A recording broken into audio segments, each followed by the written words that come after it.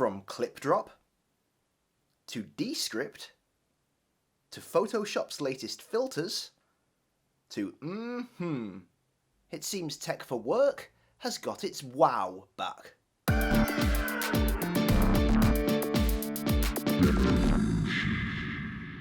It's Martin SFP Bryant from Big Revolution, the channel about how tech companies communicate and how tech can help you communicate. Now, a few years ago, it felt like the tech we use for work had no shortage of wow moments to offer us. What if I make another change to You might remember the first time you heard of Dropbox and the way it let you have the same files saved across all of your computers. It was revolutionary at the time. The change begins uploading immediately. And when I go back to my Mac, the change is reflected in a matter of seconds. Or the way Google Docs meant you could use a full word processor in your web browser. Or how Evernote took your notebook online to all your devices. And Google Wave wowed us all 11 years ago, even if many of us were not really sure what it did. These were moments where tech made us reassess what was possible, but it does feel like we've been starved of moments like that in recent years. Sure, tech has gradually got better, and things like cloud gaming and augmented reality have been impressive in the world of entertainment, but for productivity, things had got boring. Not anymore. Enter ClipDrop. Sometimes an app comes along that makes you rethink what's possible. This official demo video shows essentially what it does. You point your phone at an object, and seconds later that object is saved on your phone or desktop PC, meaning you can easily put the real world into your Photoshop creations with zero effort.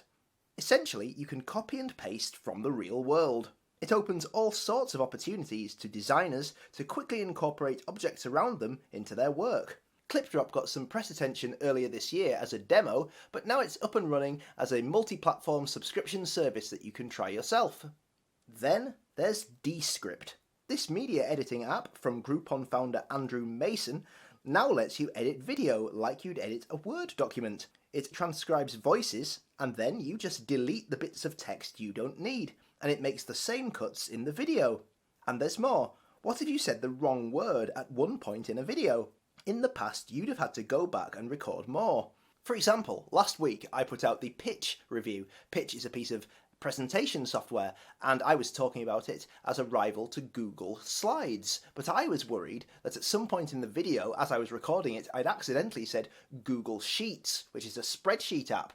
And obviously, that would make no sense if I said that. So I was worried that I'd actually have to go back and re-record bits later because I'd said the wrong thing. It turns out that I didn't, all was fine. But if I had, and I was using Descript to edit it, I could have just typed the right word in, and it would have synthesized my voice saying the right word and put it in. Just type what you meant to say right into Descript. I'm pretty sure this is a 7th edition Creature Kawaii.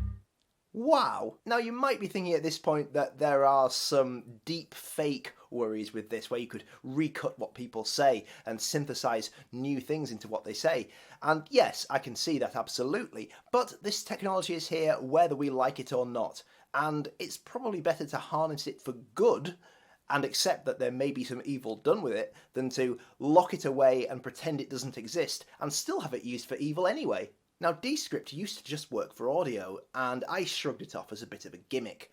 Something for beginners to use. I didn't need it because I was an experienced audio editor. But now it works with video as well, I can see how it can really save me time editing these videos. Rather than have to do it all manually in Adobe Premiere Pro, I can just very quickly change some text, and bam, there we go, we've got an edited video. And I'll still need to bounce it out to Premiere Pro because, well, I've got to sort out the green screen behind me. Yes, that's not really what's behind me. It's just a wall with a green screen in front of it. Sorry. But even then, Descript could be a real boon for me, so I'll give it a full review in a future video. Another bit of magic? Photoshop's new neural filters. They can age someone, make them smile, and lots more with the nudge of a slider. At most, some of them take a few seconds to process in the cloud, and the results are often freakily good. This is me looking older, although it gave me terrible teeth when I tried the smile option. Ugh. And then there's Mmhmm, the new startup from former Evernote CEO Phil Libin. It raises the bar for what can be done during all the Zoom calls we have to make in 2020, and was just one more of the products for work to leave me saying wow this year. And so wow is back, and I can't help wondering if 2020 with its pandemic might inspire more step changes in the way we get things done online. I really hope so, because I really love these wow moments. If you want more big revolution in your life, hit subscribe to this channel right now. And you can get the newsletter 6 days a week, packed with hand-picked tech news and my own analysis. Just visit bigrevolution.net/newsletter to sign up. That's all for now. See you soon.